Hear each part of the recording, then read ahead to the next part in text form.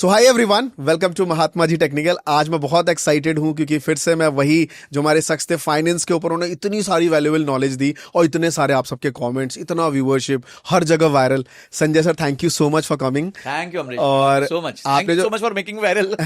नहीं, हम बिल्कुल नहीं, यहाँ पे तो इसमें क्रेडिट नहीं लेंगे, इसमें सारा क्रेडिट आपका है क्योंकि वो जो आंसर्स आपके थे और जो लोगों को सच में समझ आए, इतने सारे कमेंट्स से, इतनी वीडियोस, मतलब इतना प्यार आपको दिया गया और थैंक्स टू यू कि उस वजह से लोग, बहुत सारे लोगों ने हमें भी जाना। एंड सर, मेरा सीधा सवाल आपसे है क्योंकि इसमें बहुत सारे सवाल ये थे कि सर हमारी सैलरी 30,000 रुपए की है, 40,000 रुपए की है, क्या मैं करोड़ों का सपना देख सकता हूँ? तो मेरा सीधा सवाल आपसे है कि 30,000 वाला 1 करोड़ का कॉर्पस बना सकता है कभी? बहुत आराम से बना सकता है। ओके, देखिए, हमारी जो रेसिपी है उसमें 3 चीजों का मिश्रण है। ठीक है। वेल्थ कैसे कंपाउंड होगी, वेल्थ कैसे क्रिएट होगी, आप कितना पैसा निवेश करते हैं, वो कितना रिटर्न्स कमाता है और कितनी देर के लिए कमाता है, ये 3 ही फैक्टर है। ओके, ठीक है। तो अगर एक व्यक्ति ज्यादा पैसा नहीं डाल सकता तो वो एटलीस्ट ज्यादा देर के लिए तो डाल सकता है। राइट। इसका उदाहरण देता हूं आपको जी। और मतलब आप कोई भी ये चीज सोच ही नहीं पाएगा, ये नंबर पॉसिबल भी है। वॉरेन बफेट 1965 में उन्होंने अपना चालू किया फंड, जी, बर्कशायर हैथवे। राइट। वहां से लेके आज 2025 हो गई है, 60 साल निकल गए। अब आप सोचिए, इस 60 साल में उन्होंने रिटर्न्स दिए हैं 19.8% पर एनम। आप तो ट्रेडिंग भी जानते हैं, समझते हैं। यहां तो लोग महीने का 20% मांगते हैं, वो उन्होंने साल का 20% दिया, 20 से भी कम दिया। हाँ, 20 से भी कम है। अब अगर किसी व्यक्ति ने 1,000 रुपए की SIP की होती तो 60 साल में उसने कितना निवेश किया होता? 7,20,000 रुपीज 60 साल में। 7,20,000 रुपए कोई बड़ा अमाउंट नहीं है। नहीं। ठीक है, आज से भी चालू किया जा सकता है जी, कोई अगर करना चाहे तो। और वो 19.8% पे ग्रो किया। आज उसकी वैल्यू एनी एस्टिमेट क्या हो सकती है? 7,20,000 डाला है, धीरे धीरे डाला है, क्या हो सकती है उसकी वैल्यू आज? लाइक 1 करोड़, 1.5 करोड़। 1 करोड़, 1.5 करोड़। कुछ लोग से पूछता हूं, कभी बोलते 10 करोड़, चलो टाइम लंबा हो गया, 20 crore. The answer is 794 crore,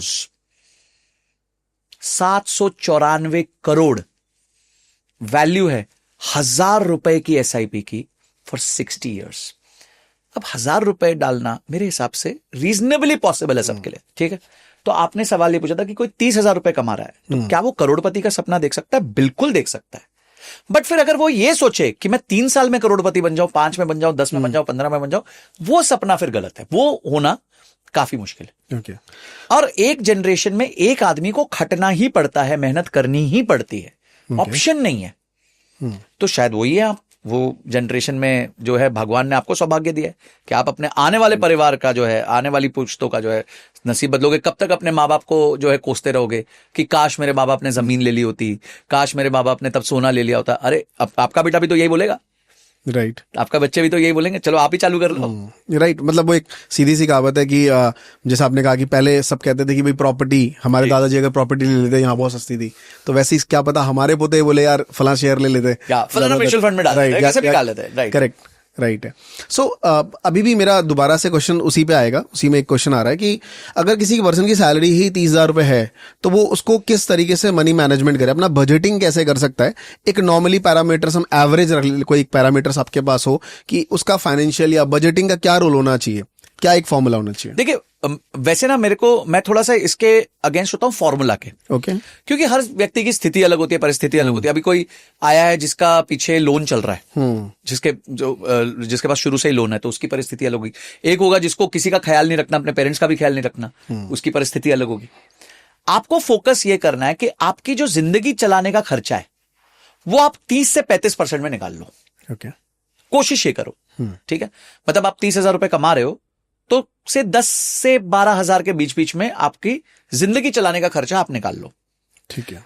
बचा हुआ 30%, 40% आप अगर हो सके तो निवेश करना चालू कर दो।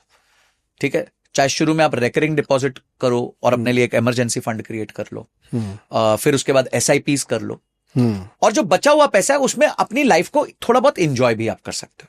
कि ऐसा नहीं है कि देखो हम नहीं चाहते कि आप बिल्कुल ही ऐसे जियो कि मतलब मजा ही नहीं आ रहा आपको। 30,000 में अगर आपने 5,000, 6,000 का भी इंजॉयमेंट कर लिया तो एक 30,000 के बंदे के लिए एक अच्छी इंजॉयमेंट है वो। Okay. उसने एक आधी बार जाके मूवी देख ली बाहर, एक आधी बार जाके डिनर विनर कर लिया दोस्तों के साथ, तो कर सकता है वो 6,000 रुपए में, ऐसे कोई प्रॉब्लम नहीं है। Okay. तो अगर आप ये रेशियो फॉलो करते हो ठीक है। तो मोटा मोटी आप एक सही नंबर पे रहोगे, जिसपे 30 to 35% के अंदर अंदर आप अपने रोजमर्रा के खर्चों को निपटा दो। ठीक है। सो अब बात आती है कि सर 6 से 7 हज़ार रुपए हमारी सेविंग्स हो रही है, बट इसको इन्वेस्टमेंट करना है, क्योंकि सेविंग्स करूंगा, बैंक में रखूंगा, एफडी में, तो इन्फ्लेशन और ये सारी चीजों की वजह से पैसा कम हो रहा है। तो इन्वेस्टमेंट के बहुत सारे तरीके हैं, कोई 3 तरीका जो ऑर्डर वाइज आप बताएं, number 1, number 2 and number 3, detail में कि ये 6,000 रुपए किस तरीके से वो इन्वेस्ट करें। बहुत बढ़िया। देखिए 6,000 रुपए मेरे को ऐसा लगता है कि आपको निवेश करना चाहिए मेजरली भारत की टॉप 500 कंपनीज में। ओके। भारत में आज 6,500 कंपनीज लिस्टेड हैं। अगर आप उसमें टॉप 500 देखें तो पहली 100 कंपनीज जो है वो लार्ज कैप होती हैं, Right. बड़ी कंपनीज। अगली 150 कंपनीज मिड कैप होती है, और उसके अगले 250 कंपनीज स्मॉल कैप। पर ये जो स्मॉल कैप भी है ना, ये छोटी नहीं होती, ये होती हैं जिनकी मार्केट कैप करीबन 15,000 16,000 करोड़ के आसपास होती है। हाँ, 4,000 5,000 करोड़ से ऊपर की सारी 15-16,000 करोड़। Okay. जो 500 वाला नंबर है, उसके नीचे फिर और धीरे धीरे नीचे जाती रहती है। 500वां नंबर जो कंपनी होगी वो 15,000 16,000 करोड़ की उसकी मार्केट कैप होगी। तो यानी वो भी सॉलिड कंपनीज है, ऐसे कोई बच्चा कंपनीज नहीं है। जब आप भारत देश की टॉप 500 कंपनीज में निवेश करोगे तो ऑटोमेटिकली आप भी ग्रो करोगे, वो भी ग्रो करेंगे। Okay. अच्छा, उसमें कंपनी के मरने के चांसेस काफी कम होते हैं। तो आप देश की 500 कंपनी में निवेश करो। कैसे निवेश करें? राइट, मेरा नेक्स्ट क्वेश्चन। हाँ, कैसे निवेश करें? 3 इंडेक्स फंड्स आइडेंटिफाई कर लो।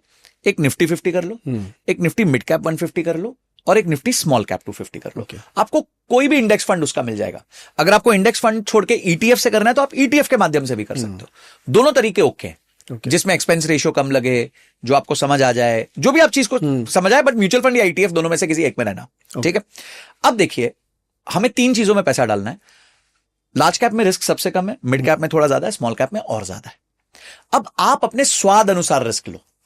आप कहते हो जी कि मेरे को ना रिस्क ज्यादा नहीं लेना है, तो आप 80% पैसा लार्ज कैप में डाल दो, 10% मिड कैप में डाल दो, 10% स्मॉल कैप में डाल दो। ओके। तो आपने क्या किया? देश की 500 कंपनी में पार्टिसिपेट तो किया, पर रिस्क को कम से कम रखने की कोशिश करी। ठीक है। आप कहते हो यार मुझे ठीक ठाक रिस्क लेना है, मतलब मैं ले सकता हूं रिस्क, मेरे को प्रॉब्लम नहीं है। तो आपने 1/3 पैसा लार्ज कैप में डाल दिया, 1/3 मिड कैप में डाल दिया, 1/3 स्मॉल कैप में डाल दिया। ओके। फिर आप कहते हो नहीं जी, मैं तो एकदम, जैसे हम कहते हैं ना, वो जो खाने में बिल्कुल मसाला वसाला खा के बढ़िया खाना खाना है मेरे को, तो आप कहते हो भाई मैं रिस्क ले सकता हूं क्योंकि मुझे तो 20-25 साल के लिए पैसा डालना है, और छोटी कंपनी तो बड़ी होंगी।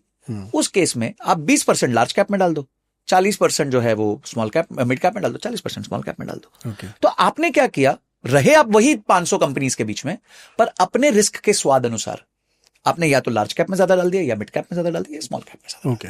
तो मैं आपको सजेस्ट करूंगा कि 6,000 रुपए के आसपास अगर आपके पास है तो मिनिमम 5,000 रुपए तो आप ऐसे बांट दो। ठीक है। अब बचा 1,000 रुपए आपके पास। इन 1,000 रुपए में आप ऑल्टरनेटिव इन्वेस्टमेंट्स को भी चेक कर सकते हो। ओके। गोल्ड चेक कर सकते हो, सिल्वर कर सकते हो। सिल्वर आजकल बहुत, ये ईटीएफ से गोल्ड भी, गोल्ड का silver ईटीएफ है, सिल्वर बीज है, आप ईटीएफ के माध्यम से करो। गोल्ड और सिल्वर में तो डालना ही पैसा ईटीएफ के माध्यम से चाहिए। ओके। और आखिर में अगर आपका रिस्क एपेटाइट थोड़ा है तो आप क्रिप्टो में भी इन्वेस्ट कर सकते हो। भाई आपने 6,000 रुपए डालने थे, तो आपने ये कहा कि मैं 600 रुपए का क्रिप्टो का एसआईपी करूंगा, या 300 रुपए का एसआईपी करूंगा क्रिप्टो का, या 500 करूंगा। तो आपने क्या किया?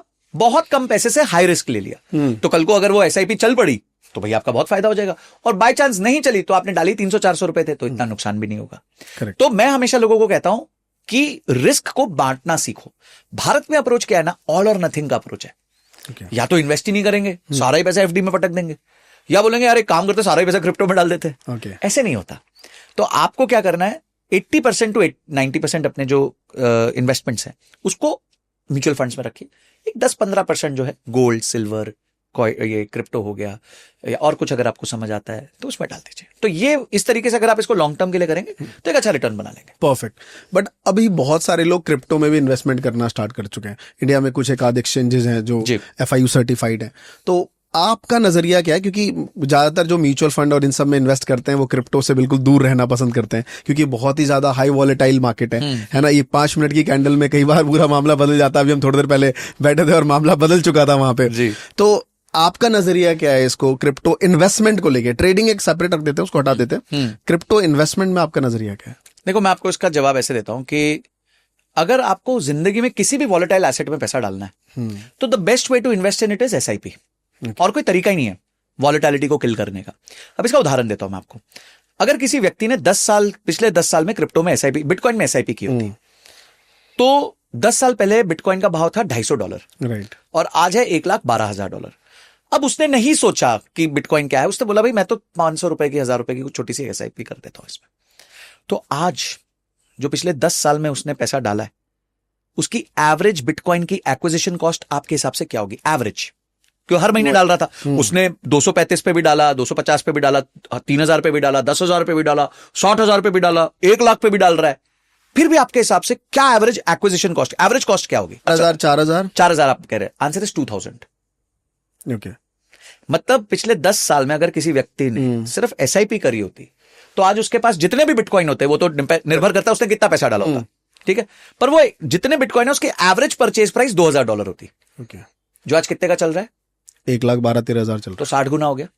अगर आप इसका IRR निकालते तो वो निकलता 76% पर एनम।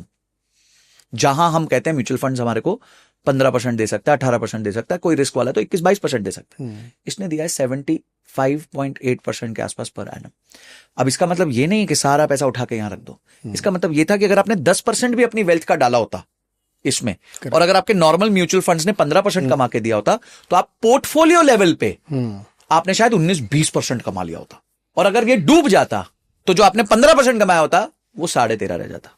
तो आपने रिस्क लिया 1.5% का, आपकी कमाई का चांस था 5 से 6% ज्यादा का, जस्ट अगर आप अपनी इन्वेस्टमेंट का 10% बिटकॉइन में डालते हैं, राइट। ठीक है। क्या आगे बिटकॉइन 76% पर एनम देगा? मेरे को नहीं पता, पर क्या बिटकॉइन बढ़ने की क्षमता है? बिल्कुल क्षमता है।